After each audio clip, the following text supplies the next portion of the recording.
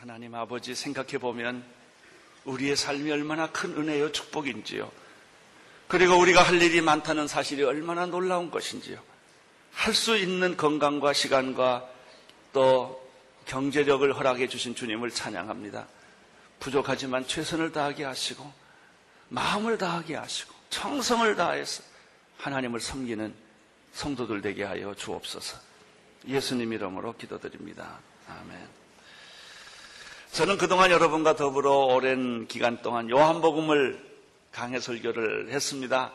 그리고 지난주에 요한복음 21장까지 설교를 끝을 냈습니다. 특별히 이 요한복음 강해를 통하여 기도를 많이 해주시고 또 은혜를 받으셨던 많은 분들 진심으로 감사를 드리고 또 여러분들의 말씀 사역에 하나님의 놀라운 축복이 계속되기를 바랍니다. 요한복음 이후에 무슨 책을 가지고 설교를 할까 하고 오랫동안 생각하고 있던 중에 이사야 40장에서 66장을 선택을 해야 되겠다라는 생각을 했습니다. 하나님께서 제 마음에 그런 감동을 주셨습니다. 왜냐하면 이사야서는 작은 성경이라고 불리우는 책입니다. 구약 속에 있는 신약이라고도 불리우는 우리 크리스천들에게 아주 친숙하고 익숙하고 영적으로 많은 축복을 누릴 수 있는 책이 이사야서입니다. 특별히 이사야서가 작은 성경이라고 불리우는 까닭은 신구약 전부가 구약 39권, 신약 27권, 합계 66권 아닙니까? 그런데 어떻게 신기하게도 똑같이 이사야가 그렇게 생겼어요.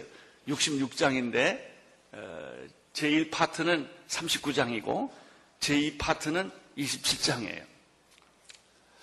그런데 그 성경에 보면 그 구약의 이스라엘 역사와 그리고 메시아의 필요성, 이스라엘 백성들의 죄를 지어서 심판받는 과정이 1장부터 39장까지예요.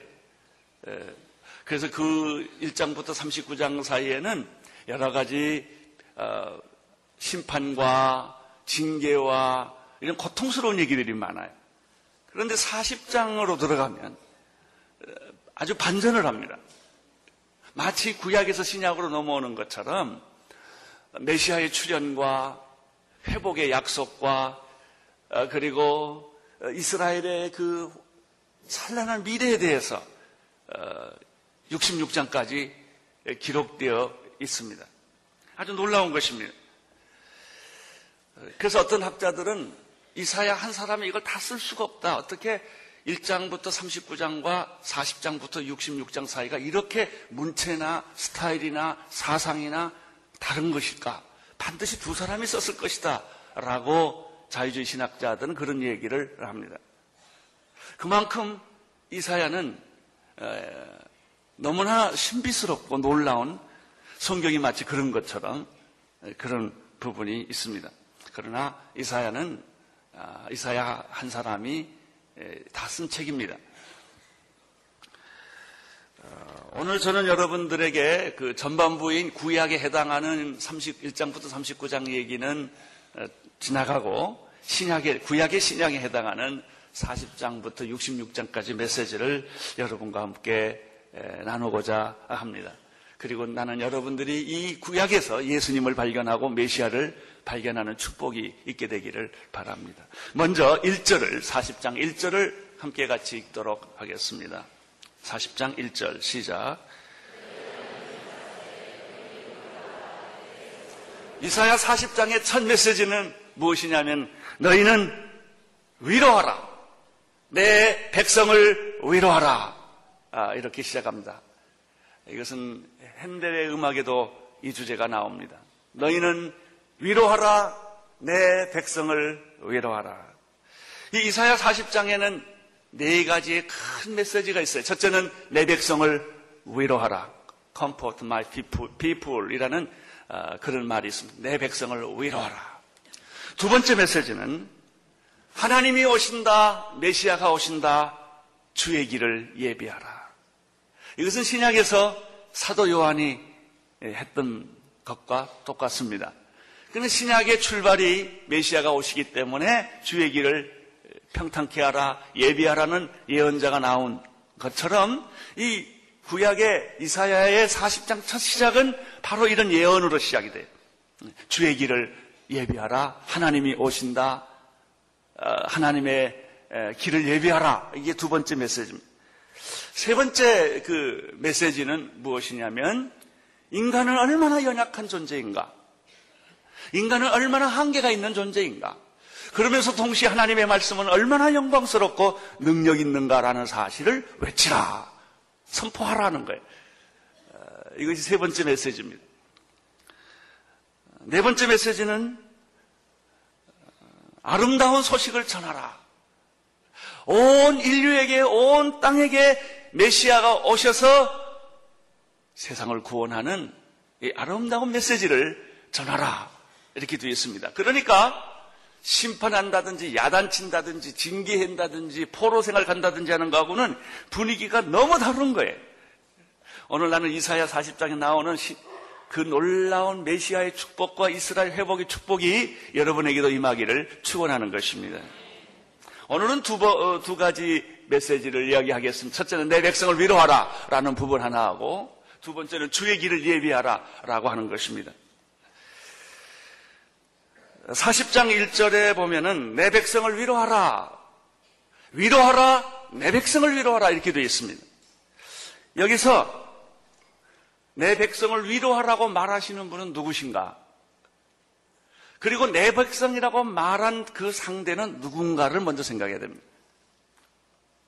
여기서 물론 내 백성을 위로하라고 말씀하신 분은 하나님이십니다. 그리고 그 하나님이 내 백성이라고 말하는 사람은 바로 하나님의 백성인 이스라엘을 의미합니다. 그런데 여기서 중요한 것이 있어요. 그것이 소유격입니다. 하나님이 말씀하시기를 너희 하나님이 가라사대. 그래서 그 하나님 앞에 붙어있는 너희라는 단어예요. 또 내 백성이라고 할 때 그 백성 앞에 붙어있는 my, 내라는 형용사. 이 단어가 굉장히 중요한 거예요. 너희 하나님, 내 백성이라는 뜻은 무엇을 의미합니까? 관계를 의미합니다. 하나님은 나와 상관없이 멀리 있는 심판하는 야단치는 그런 하나님이 아니라 나의 하나님이란 말이죠. 너희들의 하나님이라는 말이죠. 야단도 치시지만 싸매시고 어루만지시고 무서운 하나님이 아니라 나와 관계가 있는 하나님이란 뜻이에요. 또 내 백성이라고 말하는 것은 하나님께서 우리 인간을 볼 때 내 자식처럼 본다는 거예요. 내 자식처럼. 이것이 바로 나의 또는 너의 라는 단어 속에 숨겨져 있는 메시지예요. 1장부터 39장까지 보면은 우리 하나님은 내 하나님 같지가 않아요. 또 하나님 관점에서 볼 때는 내 백성 같지가 않아요. 왜? 너무 무서우니까. 그 심판받는 것이 틀린 건 아니에요. 왜 이스라엘 백성들은 우상 숭배하고 음란하고 하나님을 멀리 떠났기 때문에 그 심판받는 것은 마땅한 일이지만 심판받는 입장에서는 너무 힘든 거예요. 너무 힘든 거예요. 그렇지만 40장에 들어오면서부터는 하나님은 당신이 하나님이다. 나는 하나님의 백성이다. 라는 관계를 이 1절에서 이야기를 해주고 있는 것입니다. 이것은 마치 시편 100편 3절에 나오는 시의 한 구절과 같습니다.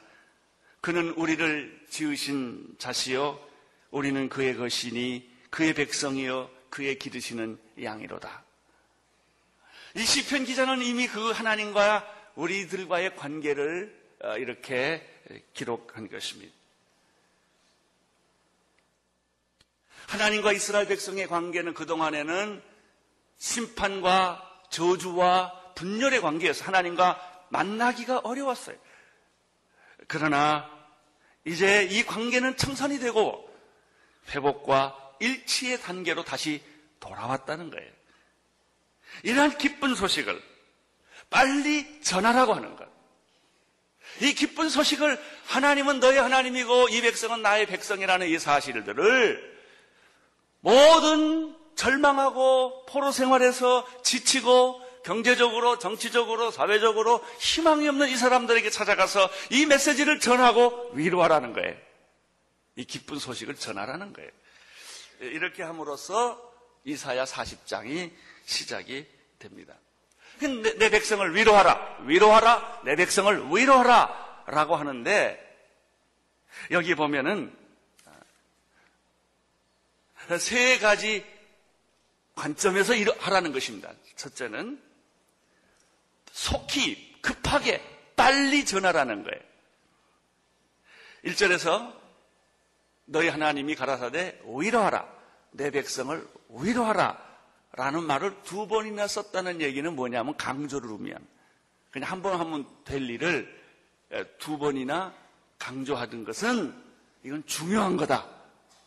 잊어버릴까 봐. 그리고 빨리 하라, 그런 뜻입니다. 하나님이 우리에게 주시는 이 구원의 메시지, 축복의 메시지, 회복의 메시지는 급한 것이고 중요한 것이고 빨리 전해야 하는 것이다 라고 이사야에게 얘기를 하나님이 하신 것입니다. 두 번째는 메시지를 전할 때 정답게 전하라는 것입니다. 정답게. 그것이 1절에 있는 말씀, 1절에 있는 말씀이에요. 너희는 정다이 예루살렘에 말하며 그것을 외쳐 고하라. 복역의 때가 끝났고 그 죄악의 사함을 입었느니라. 그 모든 죄를 인하여 여호와의 손에서 배나 받았느니라. 우리가 어떤 메시지를 전할 때 그냥 무관심하게 감정을 섞지 않고 전할 수가, 누가 이랬답니다, 이러라고 합니다. 뭐 전하긴 전해요. 전하긴 전하지만 전혀 관심이 없는 거예요. 메시지를 주는 사람이나 메시지를 받는 사람이나 나하고 무슨 상관이 있냐 이거예요. 그냥 내가 전했을 뿐이다는 거죠. 또 어떤 사람은 메시지를 전할 때 불편한 감정을 가지고 전할 수가 있어요. 구약의 요나 같은 사람은 굉장히 불편해요. 그냥 이 니느웨 성에 대한 얘기를 할 때 아주 그냥 속상하고 불평하고 신경질 나는데 안 전할 수는 없어서 이제 전하는 케이스예요. 그렇게 전하지 말라는 거예요. 여러분 전도할 때 신경질 내고 전하지 말기를 바랍니다. 무관심하게 전하는 것도 아니에요. 그러면 여기서 메시지를 전하는 태도를 어떻게 해야 되느냐? 정답게 해라. 정다이 예루살렘에게 말하라. 이 정답게라는 말은 마음에 닿도록. 왜 어떤 사람 말하면요 휙휙 지나가는 말이 있고 어떤 사람이 말하면 가슴에 콕콕 베기는 사람이 있어요. 그렇죠? 설교도요 들으면 그냥 휙휙 지나가는 설교가 있고 설교 들으면 꼭 내 얘기하는 것 같고 가슴에 탁탁 베기는 설교가 있어요. 이 정답게 하라는 것은 내 가슴에 닿도록 그냥 눈물이 나도록 그런 부드럽게 편하게 전하라는 뜻이에요. 참 이 말이 매력이 있어요. 세 번째는 큰 소리로 외치라 그랬어요. 큰 소리로 외치라는 뜻은 무엇일까요? 모든 사람이 다 듣도록. 전하긴 전했는데 이렇게 했어요. 그러니까 못 듣는 거예요. 옆에 있는 사람은 들었지만 저쪽에 있는 사람은 못 들을 수가 있어요. 이 사람은 순종했어요. 그 말씀을 전하라는 말에 순종을 했지만 상대방이 모든 사람이 다 알아듣게 한 게 아니란 말이죠. 근데 이 위로하라, 내 백성을 위로하라는 말은 신속하게 빨리 하라는 말이고 정답게 하라는 말이고 큰 소리로 외치라는 것은 모든 사람이 다 듣게 하라. 너무나 중요한 메시지이기 때문에 당신이 해방되었다는 거예요. 그러면 그 위로하라, 내 백성을 위로하라는 내용이 뭐냐면 두 가지예요. 첫째는 다시 우리가 2절의 말씀을 한번 같이 읽겠습니다. 2절 시작. 외쳐고하라, 복역의 때가 끝났고 그 죄악의 사함을 받았는. 그 두 가지가 있어요. 첫째는 복역의 때가 끝났고 두 번째는 죄악이 사함을 받았다라는 메시지를 가지고 내 백성들을 공포와 절망과 희망을 잃어버린 그 사람들에게 이 두 가지 위로의 메시지를 전해 주어라 라고 하는 것입니다. 복역의 때가 끝났다는 말은 뭐냐면 심판의 때가 끝났다. 너희들이 이 땅에서 포로 생활로 고달프고 외롭고 힘든 기간이 이제 다 끝난 것이다. 이것은 마치 어떤 죄수가 잘못을 해서 형을 받았어요. 그래서 교도소에서 언도된 형기를 삽니다. 아주 고통스러운 시간이에요. 그런데 그 언도된 형을 시간이 다 갔어요. 형기가 끝나면 어떻게 될까요? 교도소에서 나와야 돼요. 이 형기가 다 끝나면 더 있고 싶어도 있을 수 없어요. 하루도 안 돼요. 그 시간이 되면 정확하게 나와야 돼요. 바로 이 말이에요. 하나님으로부터 당신이 받아야 할 심판의 형기가 다 끝났다. 넌 더 이상 하나님의 진노와 심판에 있지 않고 이미 그 기간이 다 끝났기 때문에 너는 이제 자유다. 이 사실을 가르쳐 주는 거예요.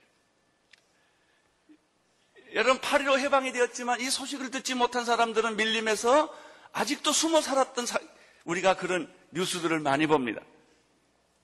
전쟁은 끝났는데 이 사람이 그 소식을 못 들었기 때문에 그 공포와 고통과 죽음과 도피의 생활을 계속했단 말이죠. 나오기만 하면 자유라는 것을 알게 되는데 하나님은 말씀하십니다. 예수 그리스도 메시아가 오기 때문에 마귀로 말미암아 죄로 말미암아 세상으로 말미암아 저주로 말미암아 억압되어 있던 내 인생은 이제 풀린 것이다. 할렐루야. 여러분의 병이 풀렸습니다. 저주가 풀렸습니다. 고통이 풀린 것입니다. 이 사실을 알려주는 것. 이것이 신약 이사야 40장의 첫 번째 나타난 메시지예요. 두 번째 메시지는 뭐냐? 우선 기간이 끝났다.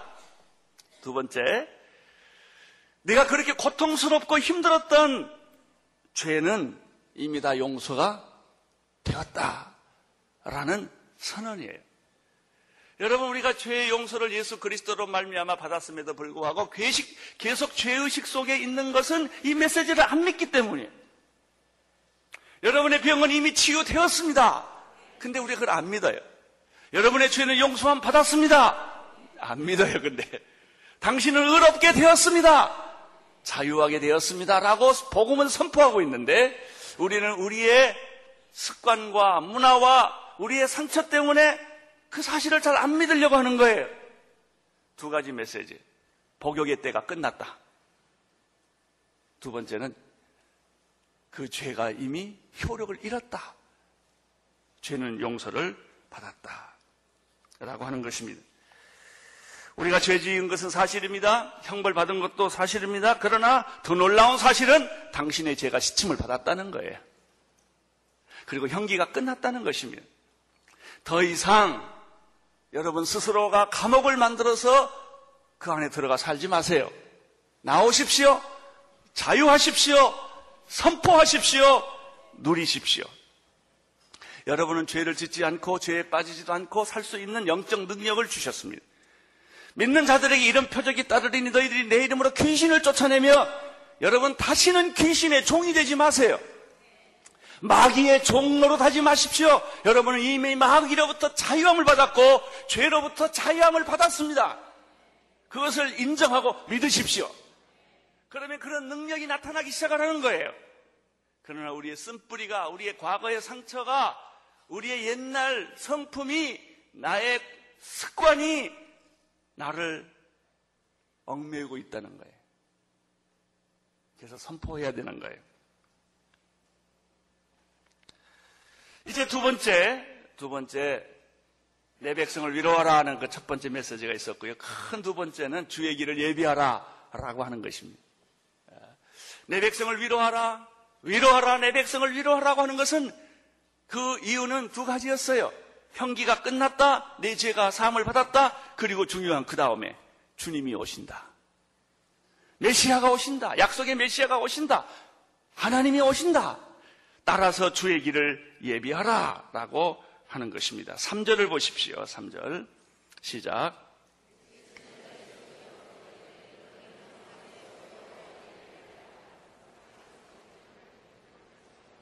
세례 요한의 메시지와 똑같죠? 사실 세례 요한의 메시지는 그의 독창적인 메시지가 아니라 이사야의 메시지를 그가 받아들인 것입니다. 주의 길을 예비하라. 외치는 자여 소리여 가로되 너희는 광야에서 여호와의 길을 예비하라. 할렐루야. 왜 길을 예비하라고 그랬을까요? 주님이 오시기 때문에. 아직은 안 왔어요. 근데 곧 오신다는 거예요. 여러분, 주님의 재림은 다시 있을 것입니다. 준비하는 신부가 되시기를 바랍니다. 그런데 여기 어디에서 준비할 것인가? 첫째, 광야입니다. 광야란 무엇일까요? 사막이에요. 이것은 예루살렘 동남쪽에 있는 사해 근방의 유다 광야를 의미하는 거예요. 광야란 사람이 살 수 없는 거예요. 모래만 있는 것이에요. 광야로 떠나갔던 유대인에게 이스라엘로 다시 돌아오는 회복의 메시지를 주신 것입니다. 이 주의 길을 예비하라라는 뜻은 궁극적으로 여호와의 구원이 시작됐다라는 거예요. 천국에서 하나님이 신발 신고 옷 입고 당신을 구원하기 위해 이제 오실 채비를 하고 있다 하는 거예요. 따라서 길을 예비하라, 대로를 열어라, 평탄케 하라, 이런 메시지가 주어진 것입니다. 그러면 어떻게 주의 길을 예비합니까? 주의 길은 광야로부터 시작됩니다. 광야에서 어떻게 주의 길을 예비합니까? 4절을 보십시오. 시작. 골짜기마다 도두어지며 산마다 작은 산마다 낮아지며.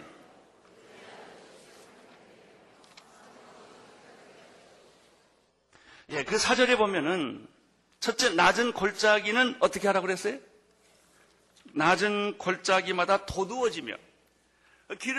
사막은 길이 없는 곳입니다. 길이 있는 것은 사막이 아니에요. 모래 더미만 있는 거예요. 길을 만들어도 바람이 불면 그 도로가 다 없어지는 거예요. 사막은 도로를 만들 수가 없는 것입니다. 그런데 여기에 길을 만들라는 거예요. 대로를 여호와가 들어오는 사막 같은 인생 속에 하나님이 들어오는 길을 만들라는 거예요. 이 대로를 만드는데 첫째는 푹 파진 골짜기가 있다는 것이죠.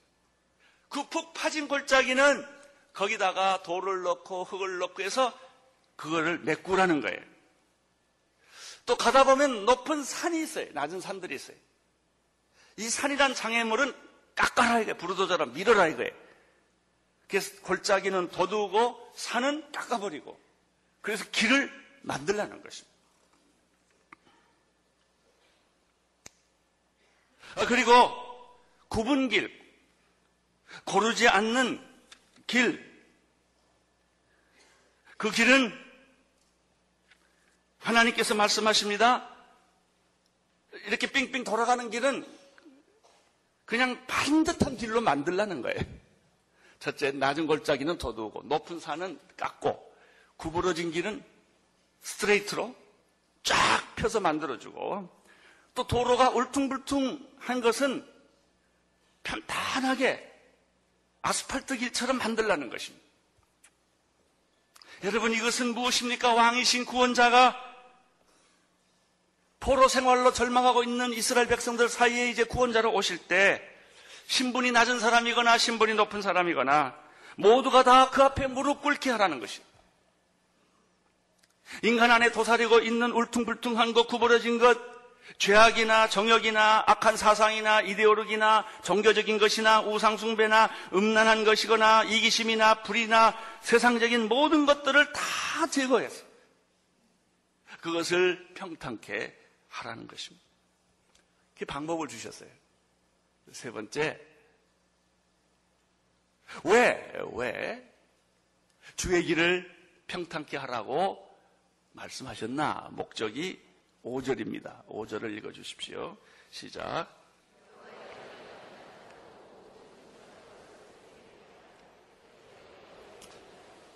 여호와 길을 만드는 그 목적이 여기 있습니다. 사막에서부터 출발을 해서 낮은 골짜기는 높게 만들고 높은 산은 낮게 만들고 모든 교만과 모든 이기심과 모든 탕역을 다 꺾어버리고 주의 길을 예비하는 것이죠. 구불구불한 길은 곱게 만들고 울퉁불퉁한 길은 평탄케 해서 주의 길을 곱게 하는 목적은 첫째, 여호와의 영광이 나타나기 위하여. 여호와가 오신다는 것은 바로 여호와의 영광이 온다는 거예요. 이 여호와께서 오신다는 뜻이 뭐냐면 이사야의 가장 핵심적인 중심 사상, 야훼의 종 메시아가 온다는 걸 의미하는 거예요. 메시아가 출현한다. 메시아가 오신다. 그가 오시면 모든 질곡과 죽음과 고통과 심판에서부터 우리를 자유케 하실 것이다. 이 메시지입니다. 그래서 주의 길을 예비하라. 예수 그리스도가 당신 안에 들어올 수 있도록 당신 안에 대로를 만들어라. 모든 사상을 부시고 문화적인 모든 습관을 다 부시고 메시아가, 예수가 여러분 안에 들어올 수 있도록 길을 만들어 놔라. 왜냐하면 그분이 오시면 하나님의 영광이 드러나기 때문이다. 할렐루야. 두 번째, 여호와의 영광이 나타날 뿐만 아니라 모든 육체가 그 하나님의 영광을 보게 될 거라는 것이죠. 여호와의 영광이 나타나는 것뿐만 아니라 이스라엘 백성뿐만 아니라 모든 이방인들에도 이 하나님의 영광이 드러난 것을 보게끔 하기 위하여 하나님의 여호와의 길을, 주의 길을 예비하라는 거예요. 이렇게 해서 이사야 40장이 시작이 됩니다. 얼마나 놀라운 메시지가 이 안에 숨어 있는지 참 놀랍습니다. 다음 주에는 나머지 두 가지 메시지, 인간이 얼마나 연약한 존재인가, 하나님의 말씀은 얼마나 영광스럽고 위대한 것인가, 그리고 아름다운 소식을 전하는 자의 축복은 어떤 것인가를 우리는 계속해서 다음 메시지를 듣게 됩니다. 그래서 이 네 가지 예언적 명령이 바로 이사야 40장 전체를 끌고 가는 메시지라고 하는 것입니다. 오늘 나는 여러분 마음속에도 이사야와 똑같은 동일한 흥분과 감동과 기적과 능력이 여러분에게 나타나기를 축원합니다. 그래서 우리들의 신앙생활이 세상에서 태풍이 불고 폭풍호수가 치고 전쟁이 일어나고 지진이 일어나고 어떤 일이 일어나도 두려워하지 아니하고 흔들리지 아니하고 주님이 다시 오심을 대망하면서 승리하는 우리 성도들 되시기를 주의 이름으로 축원합니다. 기도하겠습니다. 하나님 아버지, 오늘 여기에 머리 숙인 당신의 종들의 머리 위에 기름을 부어주시고 이사야의 가슴속에 불처럼 아버지 하나님이 나타났던 그 말씀이 오늘 우리에게도 동일하게 이 시대에 오늘 우리들에게 임하게 하여 주셔서 주님, 우리 모두가 다 영광스러운 말씀의 사자들이 되게 하시고 말씀의 수행자들이 되게 하시고 말씀의 능력자들이 되게 하여 주옵소서. 예수님 이름으로 기도드립니다. 아멘.